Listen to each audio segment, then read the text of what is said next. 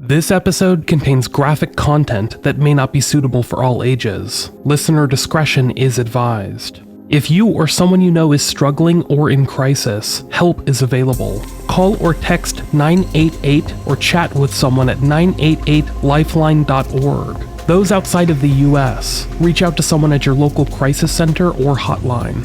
Please do not suffer in silence.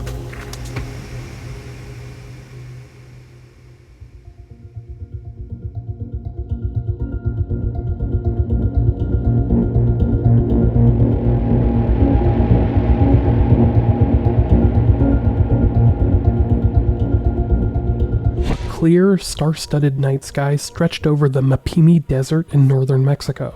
In the early hours of July 11th, 1970, that silence was shattered. Without warning, a US Athena test rocket, launched hundreds of miles away in Utah, streaked off course and slammed into the remote desert. Tracking stations had lost contact with the wayward missile as it vanished beyond the horizon, leaving officials briefly baffled as to where it had gone. At daybreak, recovery teams descended on the crash site, only to find their radio calls home crackling into static. In this barren patch of cactus and scrub, normal signals seemed to die in the air. It was as if the desert itself refused to give up its secrets. Rumors would soon spread of an eerie, silent zone around the impact site, a place where radios fell mute and compasses spun astray. A local rancher watching the American convoy arrive could only marvel. Something strange had awoken in the desert. The zone of silence had announced itself to the world.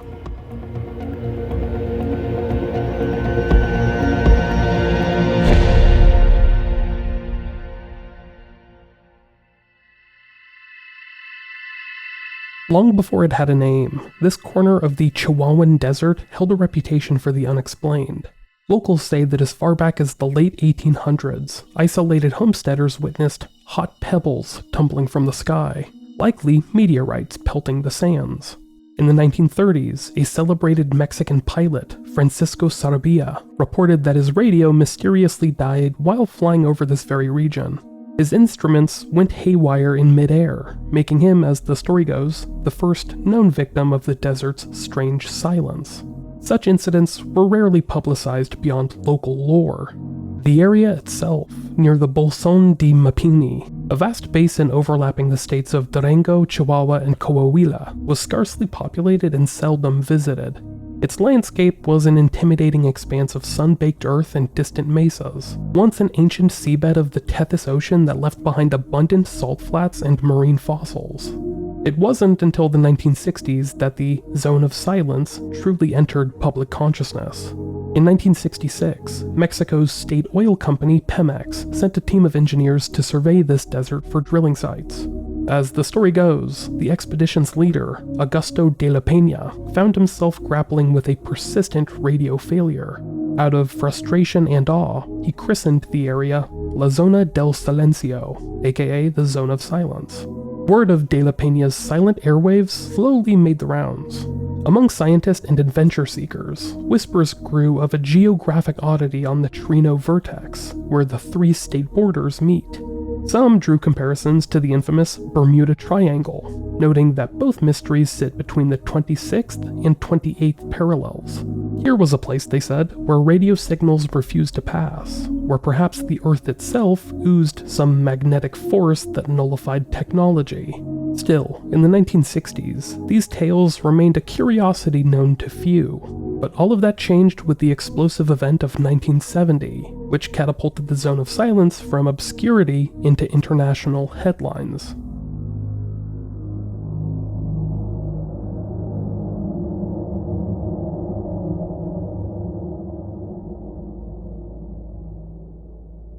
Just before 2 a.m. on that summer night in 1970, the tranquil desert sky erupted into an otherworldly display. An Athena RTV rocket, launched from Green River, Utah, was supposed to arc harmlessly back to ground at White Sands, New Mexico. Instead, it went rogue, streaking south over the Mexican border. Hurtling at thousands of miles per hour, the missile crashed into a desolate area near the Durango-Chihuahua state line, roughly 400 miles off course. It carried 2 small canisters of the radioactive element cobalt-57 intended for scientific experiments.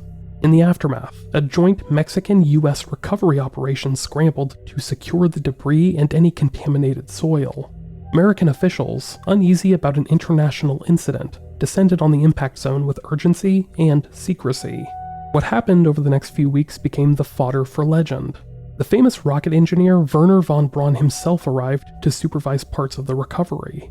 Locals watched, astonished, as fleets of trucks and even bulldozers rumbled into the desert. Under tight security, crews built a 16-kilometer makeshift rail line across the sands to haul out wreckage from the remote crater. Temporary dormitories, labs, kitchens, an entire base camp sprang up almost overnight. For nearly a month, the usually empty landscape buzzed with activity. Over 300 Mexican workers were enlisted to help the Americans dig up pieces of the 5-story rocket and shovel up tons of irradiated soil. By the time late August rolled around, the task force had scoured the crash site clean. They left no obvious trace. The crater was filled in, the rails pulled up, the desert surface restored to its natural hush. Yet, that intense period of secrecy and labor did not go unnoticed by those who lived on the desert's fringes. To nearby villagers and ranchers, the scene was utterly surreal. US helicopters thumped overhead, men in strange protective suits combed the ground, armed soldiers guarded the perimeter. Naturally, speculation ran wild. Why here? What was so special about this place that drew a wayward rocket? Under orders to keep curious onlookers away, American and Mexican officials offered minimal explanations, further feeding local suspicion. One local man, known as Jaime, had been hired as a captain to watch over the crash debris. Jaime quickly realized that this bizarre event had given the region an aura of importance, and he rather enjoyed the attention and the money it brought to him. After the foreigners departed with their rocket pieces, Jaime became an enthusiastic storyteller. He eagerly fanned the flames of rumor, suggesting that something uncanny in the desert had caused the rocket to fall from the sky. Perhaps, he hinted, powerful magnetic forces or otherworldly influences in that desert were at work. Other landowners in the area, sensing an opportunity, echoed the sentiment that this was no ordinary wasteland. Within months, fantastical claims about the Mapimi crash site began to take shape. Intriguingly, it wasn't the last time strange objects rained down here. A few years later, locals recalled, a large piece of a US Apollo program rocket allegedly broke apart over the same region. And US documents from the era show that a Saturn booster did fragment and fall in Mexico in the early 1970s, lending some credence to this tale. To residents, it seemed beyond coincidence. 2 major space incidents in short succession, both touching this remote patch of desert. In the public imagination, the zone of silence was now cemented as a place of mystery and danger. Mexico's news media carried sensational headlines about Mexico's Bermuda Triangle. And in the wake of the Athena crash, both Mexican and American authorities were said to have dispatched scientists to investigate whether some natural anomaly lurked here. By the mid-1970s, the Zone of Silence's eerie reputation had taken on a life of its own. From the 1970s onward, the Zone of Silence became a magnet for bizarre reports. The initial rumors sparked by the missile incident evolved into an endless amount of tales that added to the local lore, including UFO anecdotes and paranormal claims. First and foremost were the tales of malfunctioning communications. Travelers would later claim that upon entering the zone, their car radios faded to nothing, and two-way radios or walkie-talkies fell dead. Even the voices of companions a short distance away would allegedly not carry, as if swallowed by a cone of silence. These silent patches were said to wander unpredictably. A person might be standing in one, utterly unable to pick up a signal or even hear someone shouting a few yards off, while a step or two away sound and radio came back. Though there was no real hard evidence of these effects, the legends of intermittent dead zones persisted, giving the region its ominous name. Along with radio failures came stories of navigational oddities. Compass needles were reported to spin wildly or point in the wrong directions, as if huge deposits of iron under the sand were tugging at them. Electronic equipment, people said, could go haywire for no obvious reason. The belief took hold that strong magnetic fields or subterranean minerals were distorting the very laws of physics here. Some blamed the rocket crash on those forces. suggesting that the Athena missile had been drawn off course or its guidance disrupted by the zone's magnetic anomalies. Others speculated that the atmosphere above the desert might be peculiar, perhaps creating a kind of radio interference or ionospheric mirror that causes signals and rockets to go astray.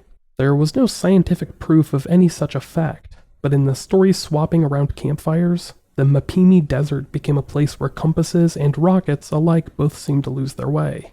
Nighttime brings some of the most frequently recounted phenomena. Under the desert's ink-black skies, witnesses have described strange lights dancing on the horizon and in the air. On many occasions, glowing orbs or light spheres have been seen flitting above the scrubland. Ranchers tell of brilliant fireballs streaking across the sky, sometimes silently, other times with a thunderous boom. Remarkably, 2 large meteorites fell on the same nearby ranch in 1938 and 1954, and another spectacular meteorite exploded over the region in 1969, showering the area with fragments.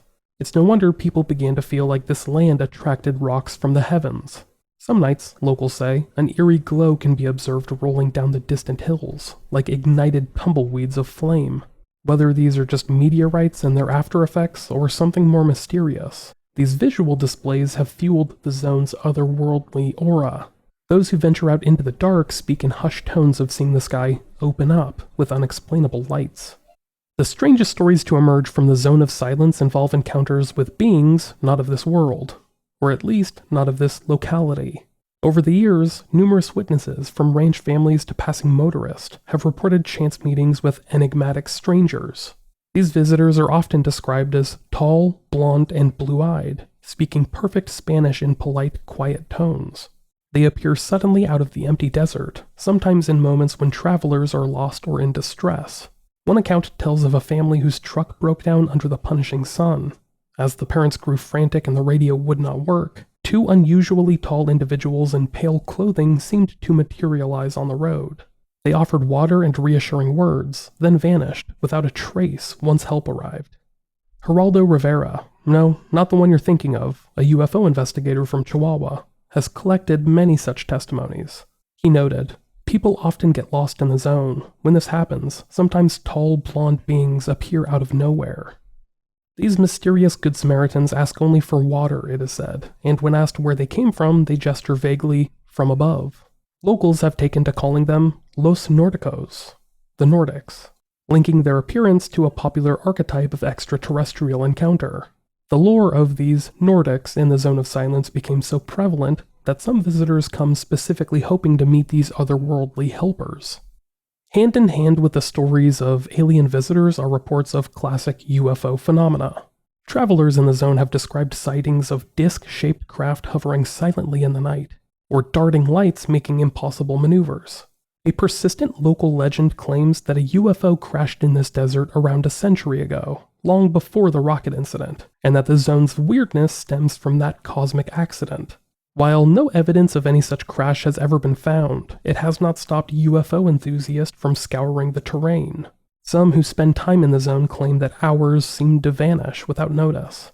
For instance, Benjamin Palacios, a longtime resident of the area, recalls an experience from his youth.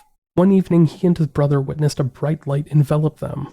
When it disappeared, they returned home disoriented only to find that 2 hours had inexplicably gone missing from their night. Such accounts of lost time echo classic alien abduction stories and have only added to the zone's mystique.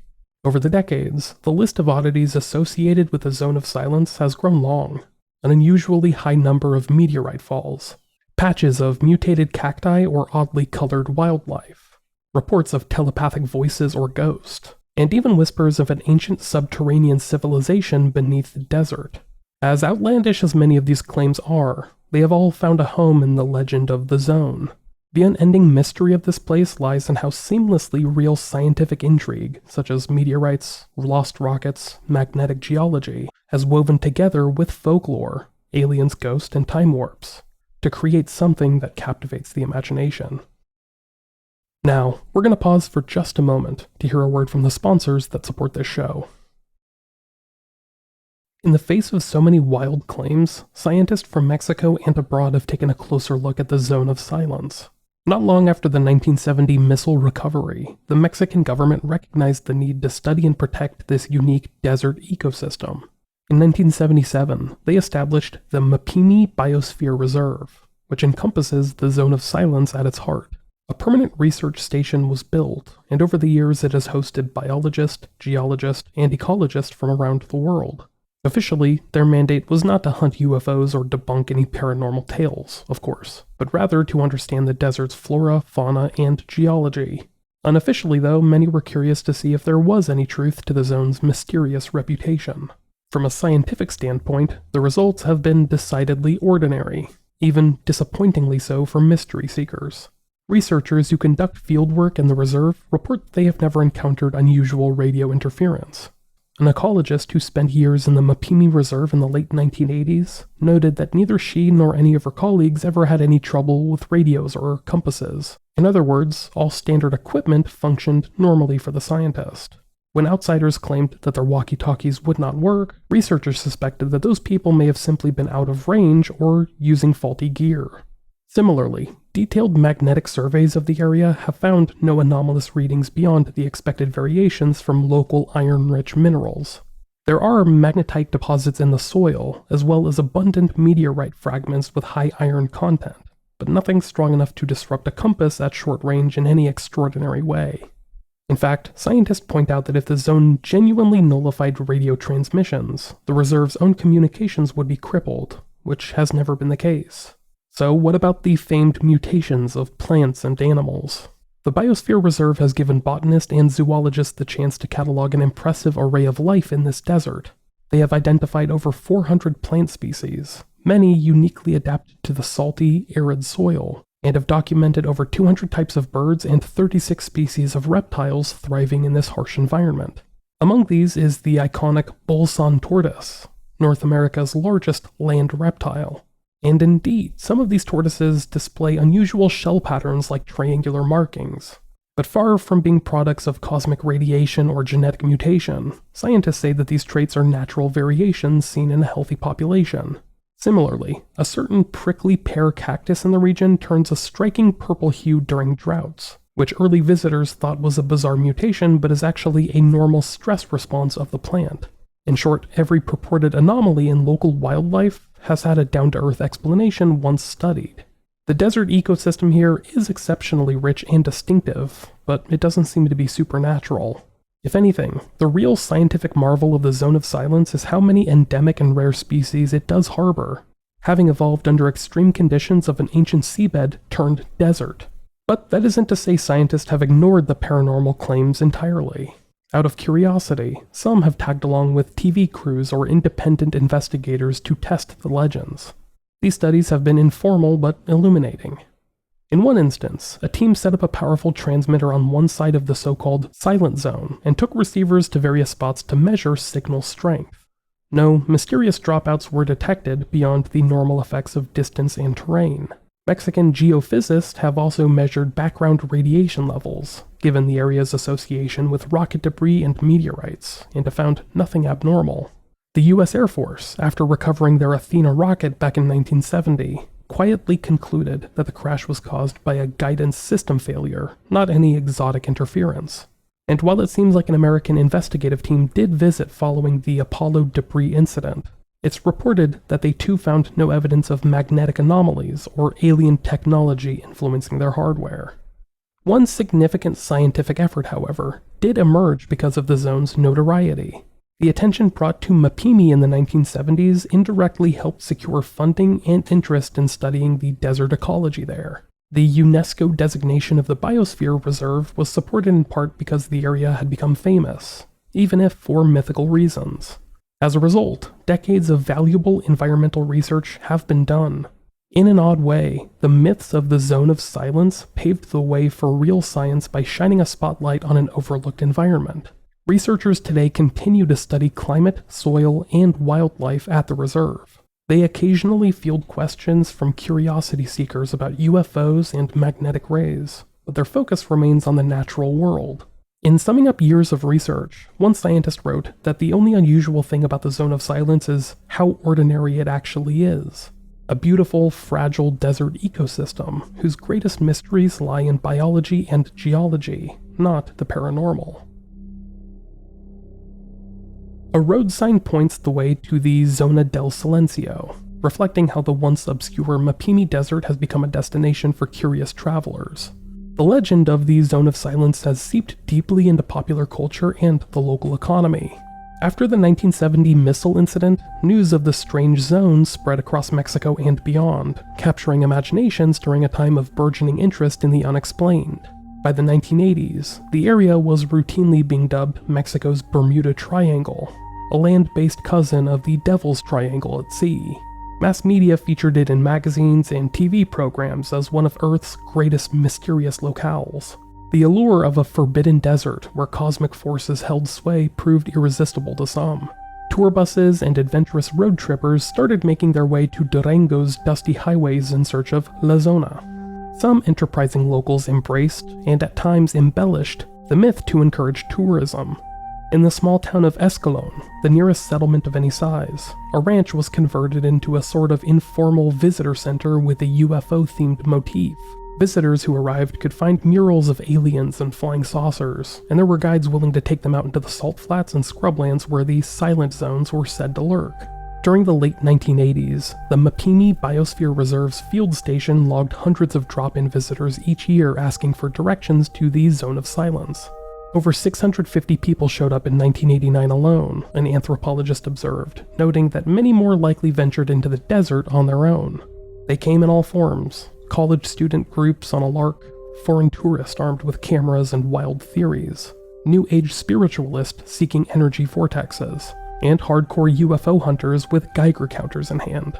The phenomenon was not limited to just Mexicans either. Visitors came from the United States, Europe, and South America, drawn by articles and word of mouth that made the zone legendary. This influx of zoneros, as locals nicknamed the paranormal enthusiast, had a mixed reception. On one hand, it brought a trickle of economic activity to a very poor region. Some residents earned money as guides, selling cold drinks or lodging to visitors, and spinning yarns about their desert's mysteries. The zone's mystique also generated a sense of local pride, an identity that made their home unique. On the other hand, not everyone was thrilled. Scientists at the reserve grew concerned as souvenir hunters began pocketing fossils, rocks, and even pieces of meteorites as mementos. The desert's fragile landscape and scientific value were at risk of being disturbed by thrill seekers. Reserve officials tried to distance themselves from the paranormal hype, even as the legend was what inadvertently funded some of their research. Meanwhile, many longtime villagers simply found the whole thing amusing. They would watch convoys of SUVs full of self-proclaimed investigators bounce down the dirt tracks and shake their heads. Some locals took to playing gentle pranks on gullible visitors. One rancher, when asked for the zone's location, deadpanned that they must keep driving until you see the Martians jumping over the road. The tourist earnestly thanked him and sped off, none the wiser. Another field station worker, cornered by insistent travelers asking where exactly the silent zone was, could only chuckle and say, "You're never gonna get there." The locals knew that in a landscape this vast, a zone could be anywhere you want it to be. Throughout the 1990s and 2000s, the Zone of Silence maintained a steady presence in the alternative tourism and media circuit. It has been featured on paranormal TV specials, in books about Earth's mysterious places, and endless online articles. The legend evolved with the times. Some modern takes emphasize New Age spiritual energy, imagining the zone as a chakra point of the planet, or a beacon for alien intelligences. The connection with other global mysteries, the Bermuda Triangle, the Pyramids of Giza, the Dragon's Triangle in Japan, has been a popular theme, with claims, often exaggerated, that these sites align perfectly on maps or share some 30-degree north latitude significance. Pop culture has also taken note. In 2018, a thriller film titled Silencio wove the zone's lore into its plot, introducing it to movie audiences. The zone even inspired a local festival for a time, with residents of another nearby town organizing an annual Dia de Silencio, where they'd invite vendors and curious visitors. Part tongue-in-cheek celebration, part earnest tourism push. However, the fervor has been tempered somewhat in recent years. Northern Mexico has faced rising security issues over the past 2 decades, which has made casual tourism in remote deserts less popular than before. The once frequent hordes of llaneros have dwindled to a trickle. Benjamin Palacios, one of the region's biggest promoters of the legend, laments that fewer people now venture out, but he remains optimistic. His family ranch, which lies within the zone, still welcomes the odd intrepid traveler. Palacios dreams of building a full-fledged tourist mecca dedicated to the zone's mysteries, complete with cabins named after planets and guided night tours for UFO spotting. Indeed, a green road sign on the highway now proudly points the way to Zona del Silencio, a testament to how this once-forgotten desert has put itself on the map. Love it or laugh at it, the Zone of Silence has become part of the cultural heritage of the region. More after the break.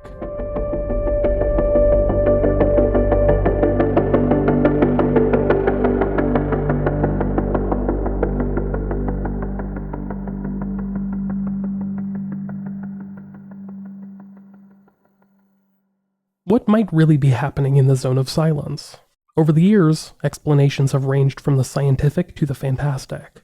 On the speculative end, some propose that the zone sits at a confluence of cosmic or geophysical forces. One popular theory attributes the anomalies to large deposits of magnetite, or lodestone in the ground, which could create localized magnetic fields strong enough to disrupt compasses and radios.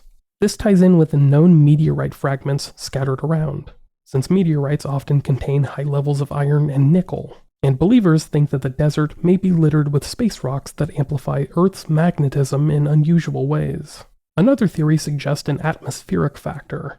Perhaps a quirk of the ionosphere or geomagnetic field over Mapimi creates a skip zone, where radio waves that normally travel straight instead bend away, leaving a pocket of silence. This concept of a radio dead zone is real in some context, but no evidence has shown that the Zone of Silence is an epicenter of it. Then there are the ley line and cosmic alignment enthusiasts. They point out that the Zone of Silence, the Bermuda Triangle, and the Great Pyramids of Egypt all lie roughly along the 26 to 28 degree north latitude band. Could it be, they ask, that ancient civilizations and modern mysteries align on a global grid of energy? In those theories, the zone might be sort of a planetary vortex, a place where Earth's energies concentrate or where interdimensional doorways open. Such claims are virtually impossible to prove, but they have a certain romantic appeal.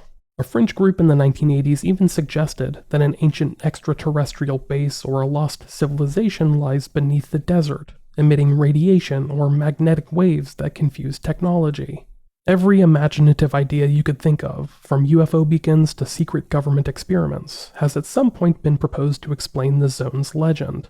These theories, while there's no evidence to support them, thrive in books, late-night radio shows, and internet forums, keeping the zone's mystique alive. On the other side of the spectrum stand the skeptics and the scientists, who assert that there are simple explanations for pretty much everything. From their perspective, the Zone of Silence is a case study in myth-making and misinterpretation rather than an unsolved scientific puzzle. They note that northern Mexico's deserts are naturally remote and sparsely populated.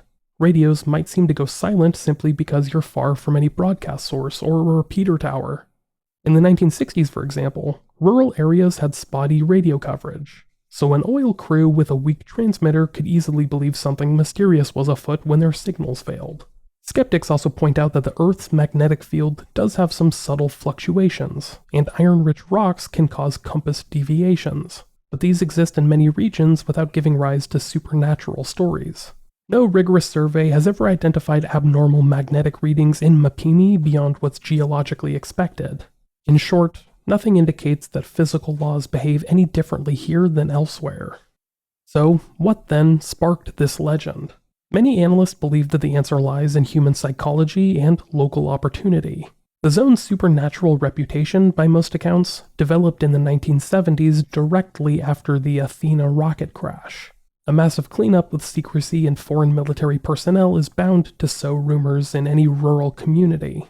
Into that fertile ground, locals like Jaime and others planted the seeds of mystery, and we've seen those seeds grow in the decades since. As one science writer dryly noted, the truth of Mapimi is a lot more mundane than the myth, and that the legend was essentially invented by enterprising locals hoping to attract tourist dollars. Over time, the myth took on a life of its own, evolving and accruing new layers with each retelling. The Mexican government's establishment of a research station in the area a few years later inadvertently added fuel. Outsiders assumed, why build a lab there unless something is special about that spot? In reality, the timing was coincidental and related to environmental conservation, not aliens, but the perception remained. Even decades later, scientists working at the Mapimi Reserve have consistently reported normal conditions. Alleged mutant creatures are chalked up to misidentified species or natural variants. In essence, skeptics argue, the zone of silence exists mostly in the mind. It's a compelling story perpetuated by anecdote and media, rather than a reality backed up by empirical data. That said, not everyone is ready to dismiss the zone's mystique outright. Even some scientists admit that unexplained things can occur in isolated places, and our understanding of Earth's complexities isn't perfect. While no anomaly has been confirmed in Mapimi, the enduring allure of the zone lies in the possibility that perhaps something unusual could still be out there. It sits in that tantalizing intersection of science and folklore, a reminder that humans love a mystery even when the facts point elsewhere. As one local put it with a grin on their face, I don't believe in any nonsense, but I'll keep an open mind. Out here, who knows? In the zone of silence, believers and skeptics continue to trade theories, one side citing magnetic maps, and the other side citing personal encounters. And so the debate, as well as the legend, lives on.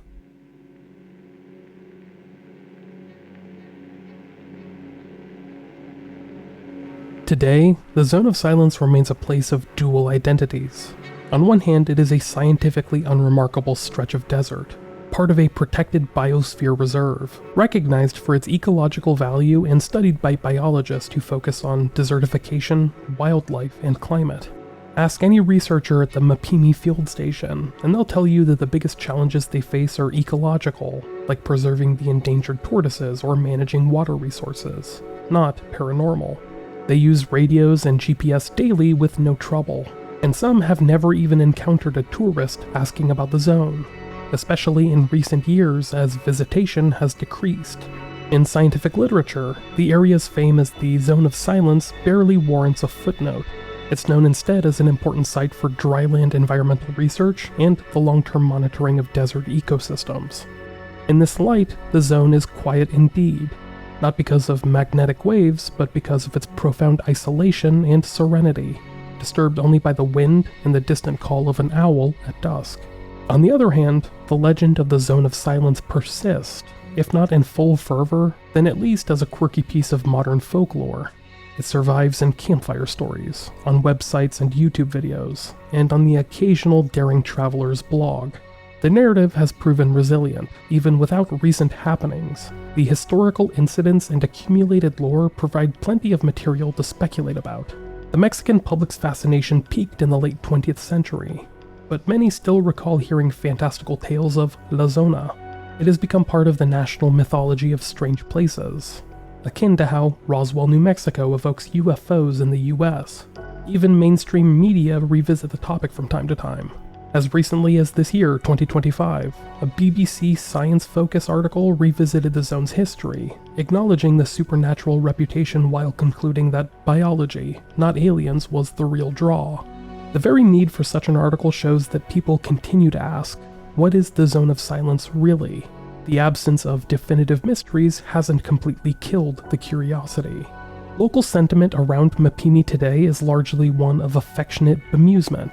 The older generations, who remember the rocket fall and the influx of outsiders, still swap memories of those exciting days. Younger residents, meanwhile, inherit a story that they know brings a certain fame to their otherwise quiet towns. Some embrace it by catering to tourists, if and when they come. Others roll their eyes at the mention of aliens, and prefer to talk about the region's real issues and their heritage. Notably, a small museum of the desert was established in a nearby city, and it includes a section on the Zone of Silence, displaying meteorite fragments and photos of the 1970 cleanup, treating the legend as part of local history. Yet there is also a sense of relief among the scientific community that the frenzy has calmed. The Biosphere Reserve staff no longer have to field dozens of questions each week about Martians or moving silent spots, whatever those are. Occasionally, a van full of paranormal enthusiasts will still arrive unannounced, and the researchers will oblige with a tour, and maybe a gentle reality check. But those are fewer and far between now. It seems like the quieting of human activity in the zone may be for the best. The desert can begin to regenerate some of the wear and tear from past tourism, and the wildlife can go about its business with less disturbance. In a way, the zone of silence has returned to a true silence. But the idea of the zone remains potent. It symbolizes our desire to find the extraordinary in the seemingly emptiest of places. As one writer puts it, the zone's greatest power is how it makes us listen a little closer, to the static, to the stars, and to our own love of mystery. So is there nothing truly supernatural about the zone of silence? All empirical evidence says no. Doesn't seem like there's any bizarre magnetic vortex, no radio-killing force field, no alien base hidden under the desert ground. Yet, stand out there at dusk, amid the purple shadows of distant mountains, and you might feel a shiver of the uncanny, the stillness of the air, the canopy of brilliant stars overhead, and the knowledge that this place has inspired so many strange tales. It can all converge into an atmosphere of deep mystery. The Zone of Silence today is a land of paradox, scientifically explained yet forever enchanting. It teaches us that sometimes the stories we create can matter just as much as the facts on the ground.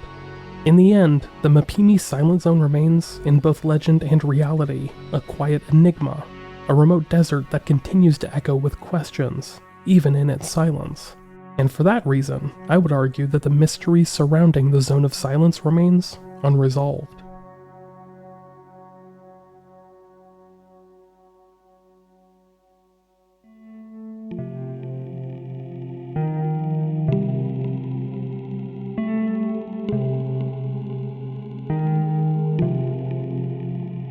Thank you all for listening to Unresolved. I have been your host, Michael Whelan. Research by Ira Ray and writing by Amelia White. Production by myself.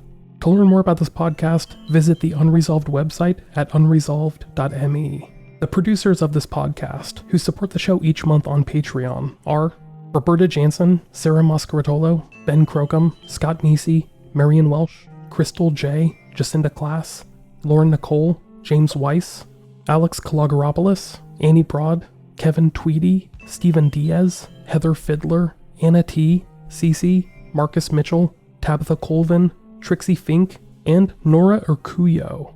Thank you all for your continued support.